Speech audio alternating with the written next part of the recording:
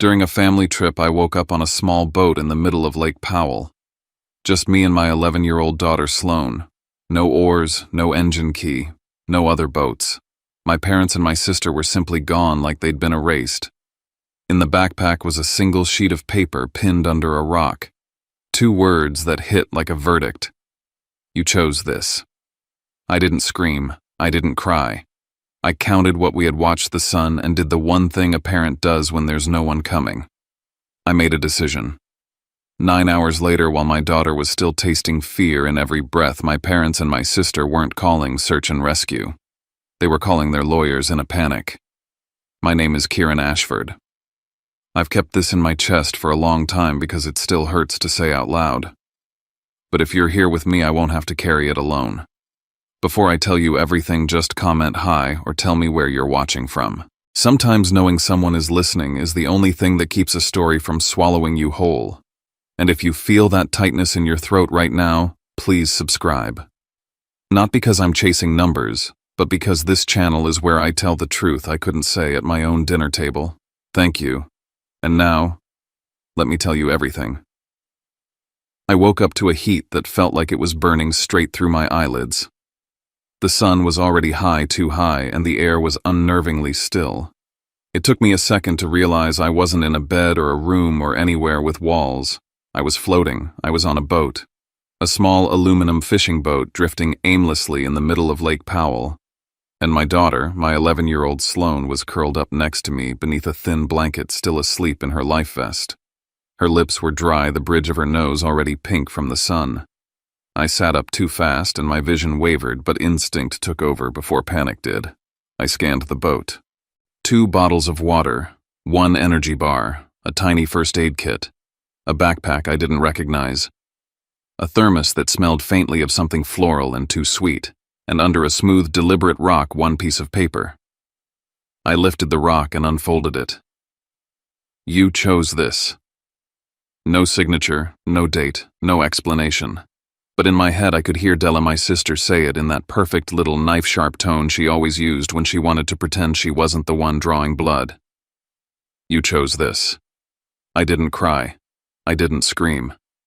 My brain clicked into survival mode. First, I folded the note, smoothed every crease, and tucked it into the hidden inner lining of the backpack. Evidence. I'd seen enough cop shows and read enough court filings at my old job to know details save you when no one else does. I checked the engine. It wouldn't start. The key was gone. The backup oars were missing too. Both the usual side slots were empty and the cords that normally tied them down had been cleanly untied. There were no flares, no whistle, no emergency GPS, no spare paddle tucked anywhere. Whoever did this had time. They knew what to remove. I checked Sloane. Her skin was warm but not flushed, her pulse slow but steady. I sniffed the thermos again. Chamomile, maybe, but too thick. There was something else in it. I didn't drink it. I didn't throw it away either. I needed to remember everything. And then came the moment I didn't want understanding. This wasn't a mistake. This wasn't someone forgetting us at the dock. This was intentional. I scanned the horizon. The lake stretched wide and quiet. No sounds, no motors, no cell service. I tried my phone anyway. Dead zone. Of course. Lake Powell's canyons and cliffs kill signals like fly traps. I sat back watching the subtle drag of the boat as it caught some slow, cruel current. We were drifting inch by inch, pulled away from wherever they'd dropped us. It wasn't panic that hit me then. It was the finality. Someone had planned this.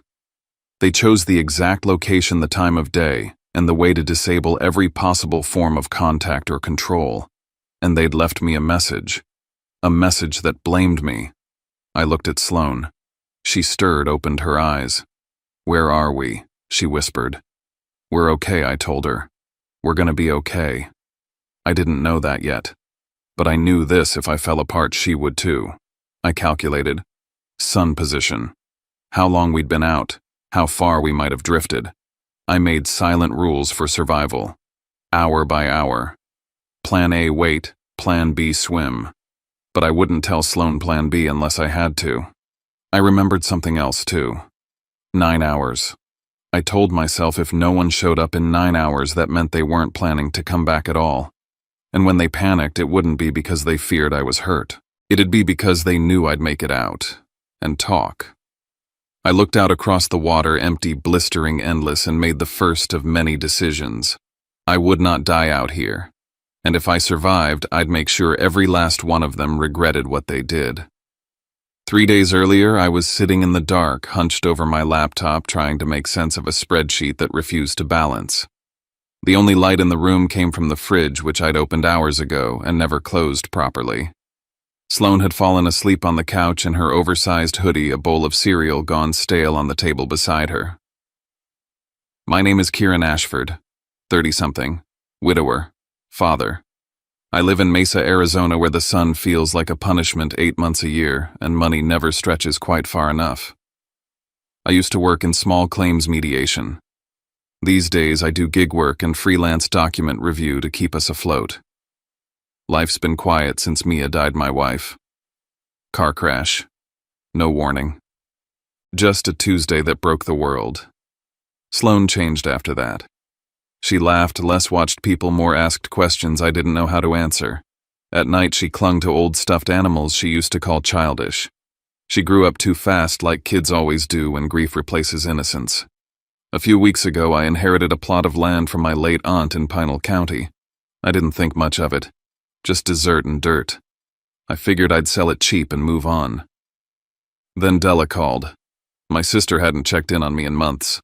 Suddenly she was texting, calling, talking about family trusts, streamlining taxes, and protecting assets. We should just fold your parcel into the family trust, she said. I asked, why the rush? She smiled through the phone. Just easier this way. For everyone. I wasn't buying it. A few days later, I got an email from a real estate guy I didn't know offering double the market rate. I hadn't even listed the property. That same day, Della casually mentioned that the county might be seeing a huge logistics project coming through data centers' industrial zones. She'd known. They all had. My land wasn't worthless. It was a gold mine. Then came the guilt. My mom Maris called during bedtime when she knew I'd be exhausted. You need a break, honey. Sloane needs air. Come with us to Lake Powell. Della followed up with pictures. A quiet rental house, a boat dock, calm water. No signal out there. Perfect to unplug, she said.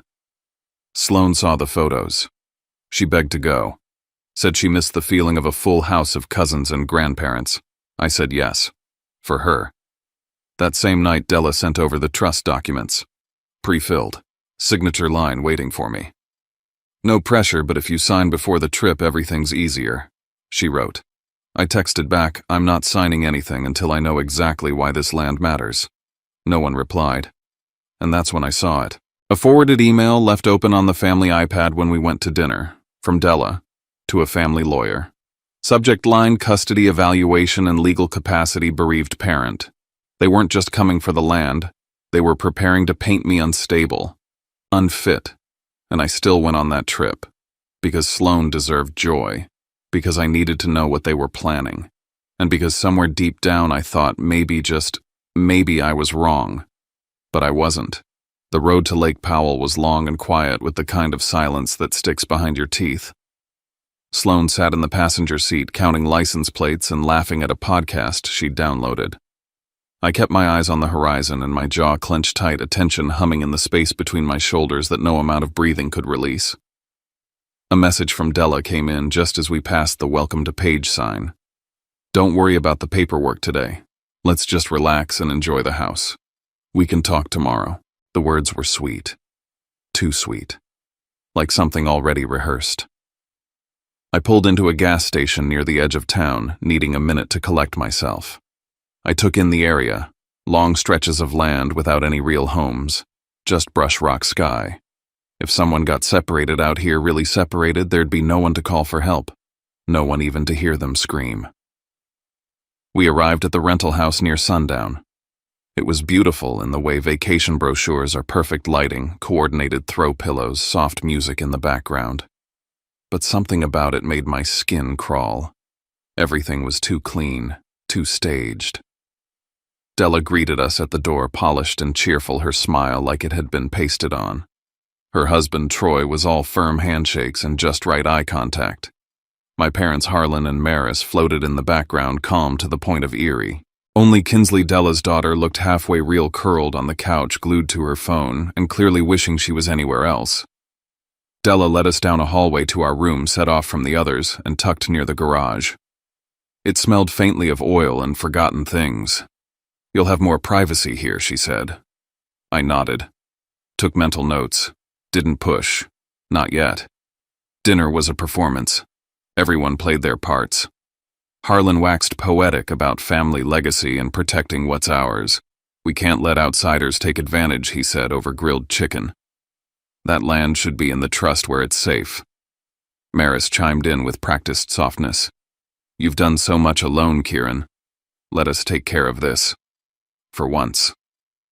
Della leaned forward with a kind of gentle finality. "It's simple. You sign and it all calms down. You don't and, well, that's choosing to isolate yourself. From all of us." Her voice echoed even after the meal ended. That phrase, choosing to isolate, felt like a loaded gun placed gently on the table. The next morning I noticed things, little things. Maris rubbing menthol oil into Harlan's shoulders in the kitchen like some kind of ceremonial prep. Della lining up cups of coffee, staging everything just so like it was all being documented. The mug handed to me was warmer than the others. I tasted it. Sweet in a way that didn't match the usual creamer she used. I said nothing, just kept the taste in my mouth like evidence. "Boat day," Della declared. She passed out sun hats like party favors. "We'll take 3 boats," she said, handing out keys. "You and Sloan take the little one, more bonding time." Troy grinned. "No phones, no distractions," he said. "Old school family time." I smiled, nodded. Inside, I felt the walls move closer. Out on the dock, the separation was too neat to be coincidence. Della, Troy, and Kinsley in one boat, my parents in another. Me and my daughter alone in the smallest. Della handed me a thermos. "Chamomile and lavender," she said. "For nerves. Thought you might want something calming." I hesitated. The scent was too sharp, too sweet. But Sloan looked up at me, hopeful. I couldn't make her feel like I was paranoid. I poured a little into a cap and let her sip it, just enough to soothe her stomach. I told myself that. We pushed off. The lake shimmered under a late morning sun. Sloan sat beside me, smiling, head tilted toward the breeze. I let myself believe it was just a normal day. But then Sloan yawned. Once. Then again. She laid down without a word. I reached for her and realized my own arms were heavier than they should be. The metallic taste in my throat bloomed sharp, my vision narrowed. I heard laughter across the water, then the distant thrum of a boat engine, fading, leaving. I tried to stand to reach for our bag. My hand slipped. My body folded. The last thing I saw before darkness swallowed me was the outline of Sloan, small and still beside me, and water everywhere. When I came to the light was violent. My mouth was dry and my head felt packed with cotton and static. But my first instinct wasn't panic, it was calculation. Sloan was beside me, curled up, still breathing. Her face was flushed, her lips dry. I shielded her with my arm as I sat up and took in everything. Water, sun, no other boats in sight, no houses, no land near enough to reach with a shout. I checked the supplies, 2 half-full water bottles, 1 energy bar, a first aid kit stripped down to the basics, and a thermos I now understood to be the reason I had lost control. Then the note. Still in my pocket. "You chose this." I folded it carefully. Evidence. I wouldn't let them steal the truth. I took inventory like a soldier preparing for siege. I divided supplies. 1 bottle for Sloan, 1 for later. I used my jacket to shade her, tucked the blanket around her legs. Then I looked at the engine. The key was gone. The cable that should have connected it to the battery had been unscrewed, not torn, unscrewed. I ran my fingers along the knots where the oars should have been tied down. The cords were still there, cleanly undone. This was no accident. There were no emergency flares, no whistle, no flashlight. Even the Swiss Army knife in the first aid kit was missing the blade.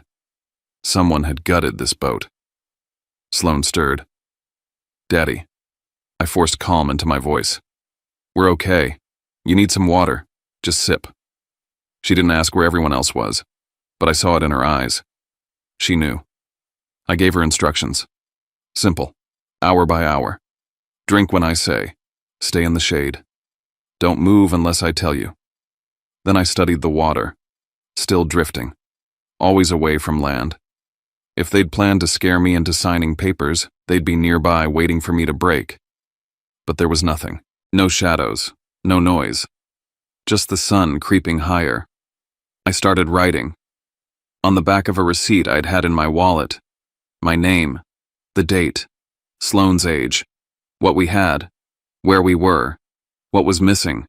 That I was leaving to get help. I anchored it under a bottle inside the boat, something for someone to find if I didn't make it. Then I gave Sloane her instructions. Quiet and slow.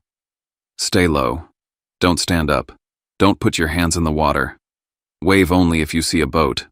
Never yell unless you see someone. She nodded. Didn't cry.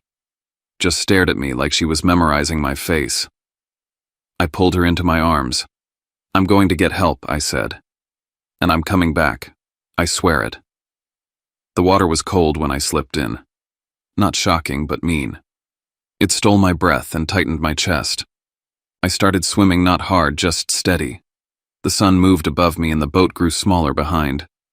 I didn't look back more than once. The second time might have cracked something. I don't know how long it took.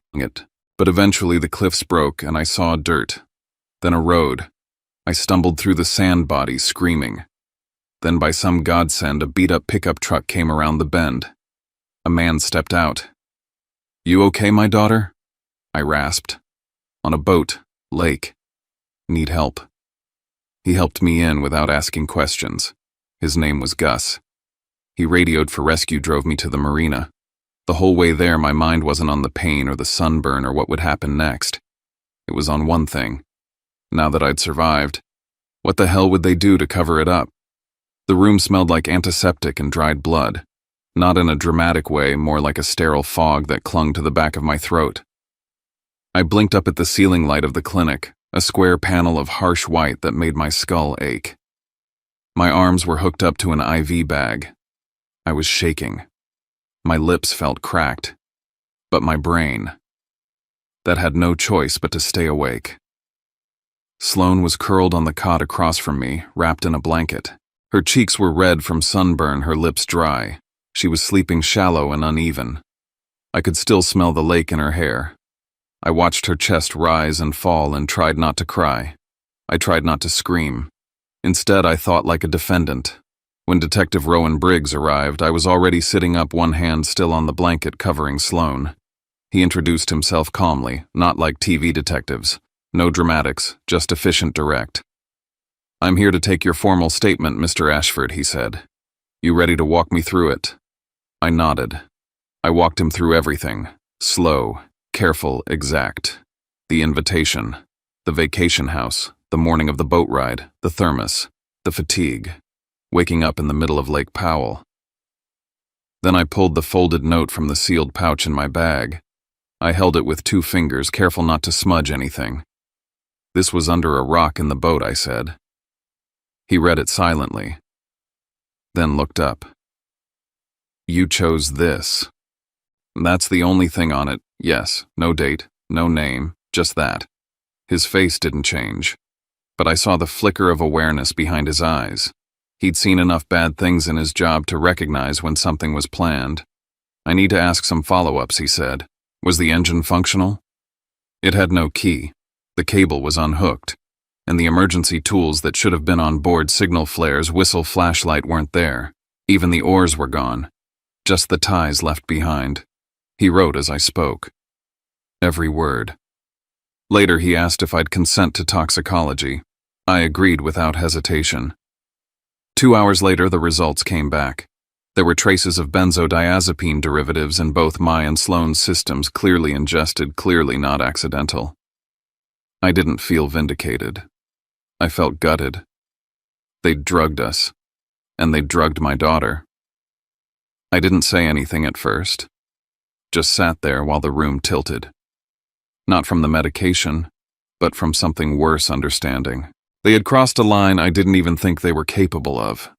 The rescue team had collected the thermos and items from the boat which I'd pointed out. The lab pulled fingerprints from the cap and handle. Detective Briggs came back the next day with an update.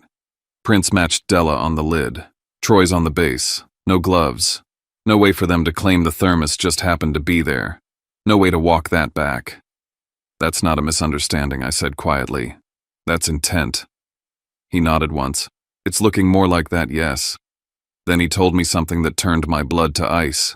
Within 9 hours of your daughter being reported, found your family, Della, your father, and your mother, all contacted legal counsel, not rescue, not the police, lawyers. He let that hang.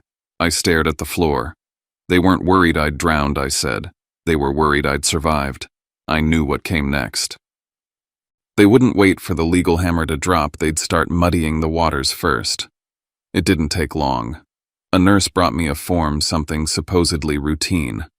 An informal request to evaluate my psychological fitness and parental stability. Not official, not state-ordered, just submitted. By a lawyer, connected to Della. They were trying to paint me as unstable, a grieving widower, unfit, dangerous. The logic was obvious. If they couldn't erase the evidence, they'd erase my credibility. They'd use family court to do what they couldn't do on the lake, take Sloan away. I straightened up in the hospital bed and called my own lawyer, Elliot Park. He answered on the second ring. I gave him the short version. I need protection, I said. Medical records sealed, custody held, evidence preserved, and I need help building a case before they turn me into the criminal. He didn't hesitate. I'm on it. From that moment, I documented everything. I requested transcripts of the medical evaluation. I made Detective Briggs confirm every detail on the record. I built a list of what we needed footage from the marina. Rental records, receipts, chat logs, weather data, witness names. I didn't have time to fall apart. I'd survived the lake, but now I had to survive something worse. They were coming for me in the only courtroom that mattered. And I knew if I slipped even once, I'd lose my daughter. We got home 3 days later. Sloan hadn't said much during the drive. She just stared out the window, clutching her blanket like it was the only stable thing left in her life. Every time I glanced over, I saw the quiet trauma in her eyes. She'd flinch when the GPS spoke, startle when the blinker clicked. At night, she cried in her sleep. I tried to stay strong in front of her, made pancakes, packed school lunches like nothing had happened. But after she fell asleep, I sat at the kitchen table and reviewed every piece of evidence like I was preparing for war. Because I was. They moved first. A motion was filed through a family court attorney, one working with Della's team. They weren't accusing me directly, but the language was sharp concern over mental instability, impulsivity, and unusual behavior post-bereavement. They even leaned on the note from the boat, "You chose this," claiming it supported a narrative that I had orchestrated something elaborate for attention or worse. They were trying to frame me. Elliot and I responded fast. We submitted toxicology results, the rescue report, the photos of the gutted boat, the thermos, the note, the fact that the fingerprints didn't lie. We filed to protect Sloan's records, demanded that no outside evaluations be permitted without court oversight, and reminded the court that it was we who had nearly died, not the ones bringing the complaint. I sat Sloan down and gave her simple rules. Don't talk to anyone about the lake unless I'm with you. If someone asks questions, you say, "Please talk to my dad." That's it, okay? She nodded, her small face serious. Then Rowan called with a new development. "We've tracked the boat rental logs," he said. "We know when your family checked out and returned. There's a significant gap in reporting." "They didn't report us missing?" I asked. "No. In fact, there's no report at all from your family. Not until after you were found. Employees at the marina had remembered them. Calm, no panic. Even joked about the weather.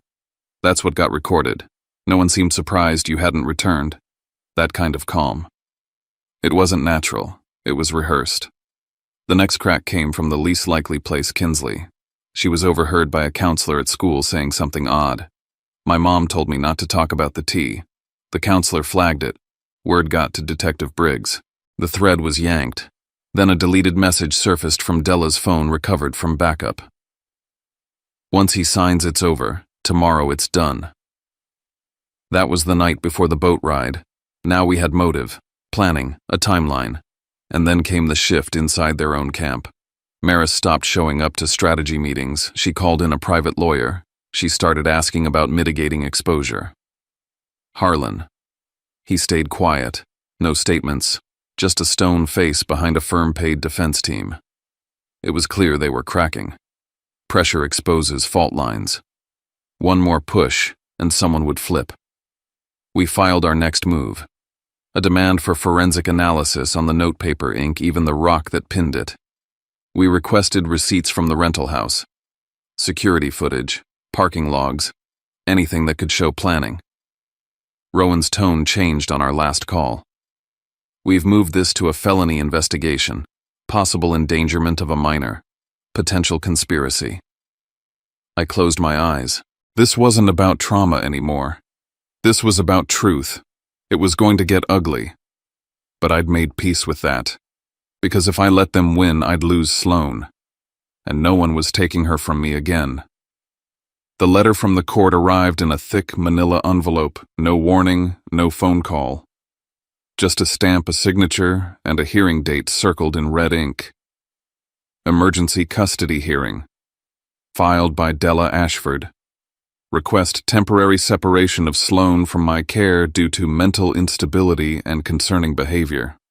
I read it 3 times. Then I sat very still because I knew what this was. This wasn't about concern. It was strategy. The same day, Detective Rowan Briggs called with news from the other side of the battlefield. We're moving forward, he said. The DA's office agrees the case meets the criteria for child endangerment and conspiracy charges. Natalie Kerr's filing it within the week. 2 courts, 2 fronts, 1 daughter in the middle. It was a tactic divide and conquer.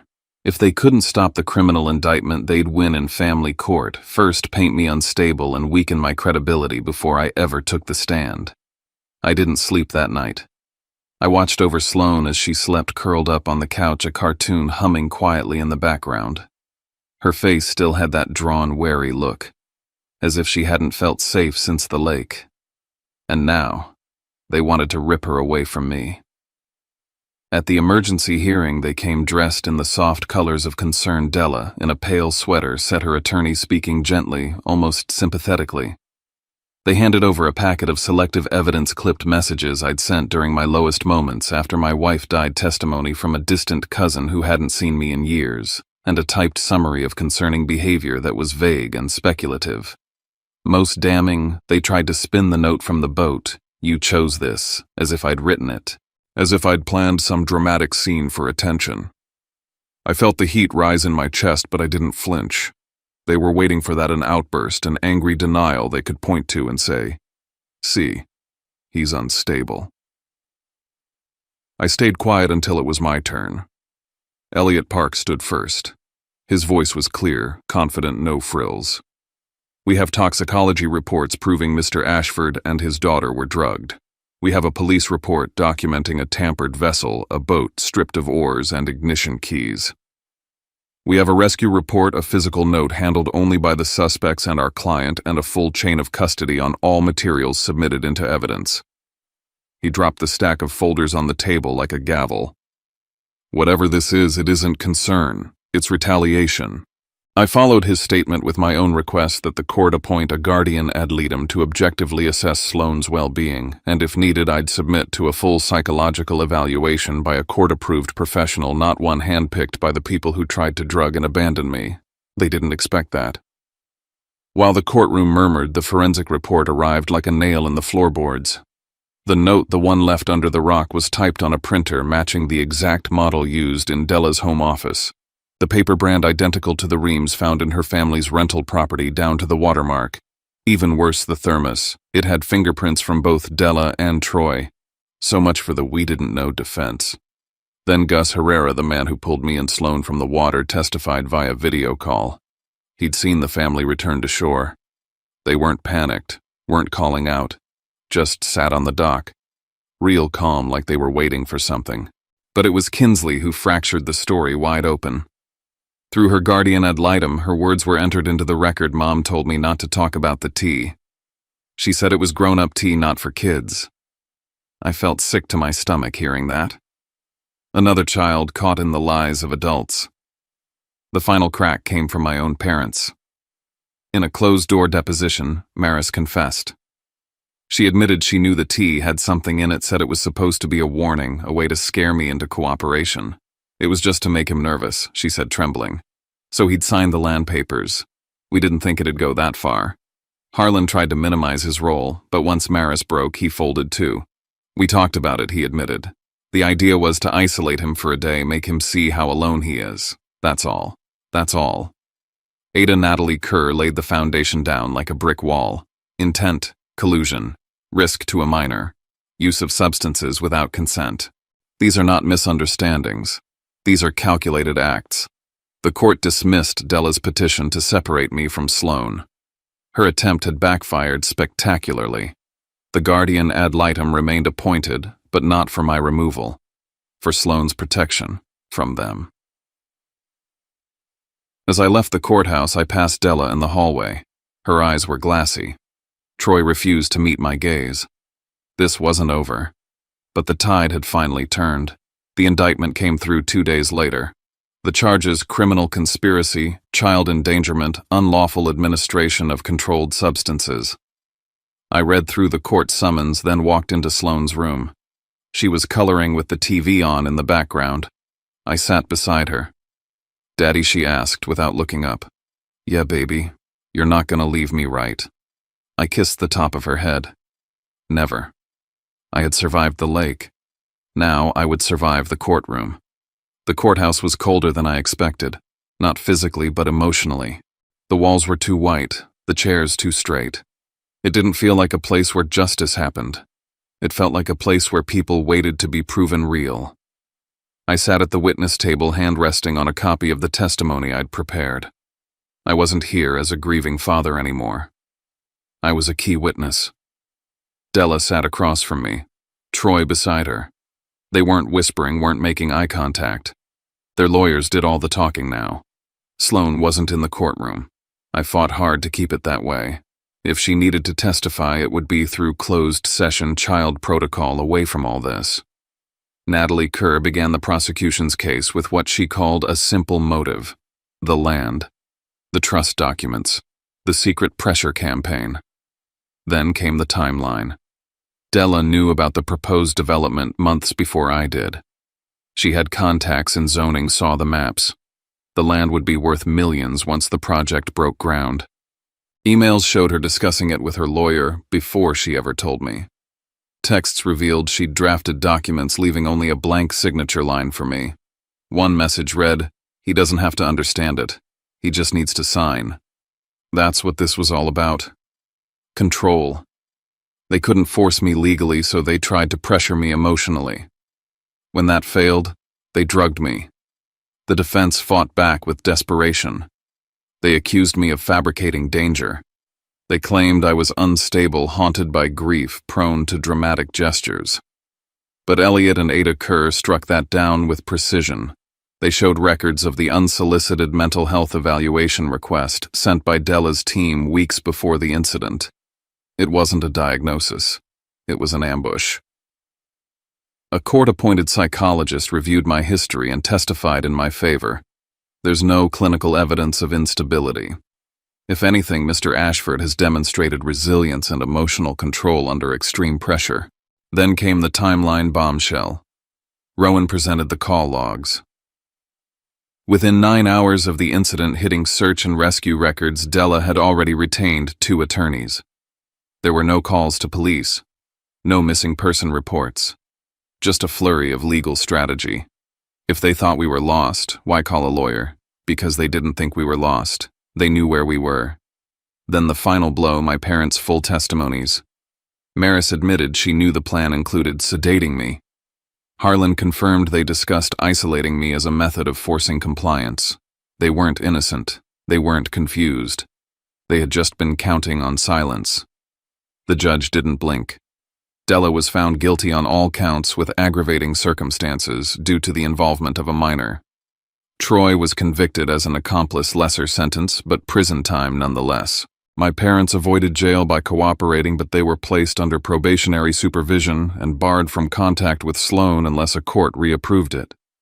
It wasn't revenge. It was a line drawn in stone. After sentencing, I filed the final piece of paperwork. The land was placed into an irrevocable trust under Sloan's name, locked until she turned 25. It couldn't be sold. Couldn't be borrowed against. It was hers, and only hers. I dissolved every financial tie to my family. Closed shared accounts, changed legal contacts. I kept copies of everything medical, legal, digital, and stored them in a vault under my lawyer's supervision. We moved away shortly after. Not far, but far enough. A small home, quiet, simple. Sloan started therapy. I started sleeping again, mostly. Some nights she'd still ask me to check the doors. Some mornings she'd ask, "Are you sure we're safe?" And every time I'd say, "Yes, baby. We're safe." Because this time, we really were. I didn't need to scream. I didn't need revenge. The truth was louder than anything else. And now it belonged to us. I never thought survival would look like this, quiet, steady, and painfully ordinary. Not a grand victory, not a dramatic ending. Just me and my daughter waking up in a home that's ours, free from fear, free from control. I didn't win because I fought harder. I won because I refused to let them rewrite my story. I chose truth. I chose protection. And most of all, I chose her. Every parent thinks they'd do anything for their child, but you don't really know what that means until the people who raised you become the ones you have to protect your child from. I've told you my story because silence never saved anyone. If even one part of this hit something in you, if you've ever had to stand alone to protect someone you love, then I hope you know you're not alone. If my story meant something to you, please consider subscribing to the channel. It helps more than you know, and maybe it'll help this story reach someone who needs it most. Thank you for being here.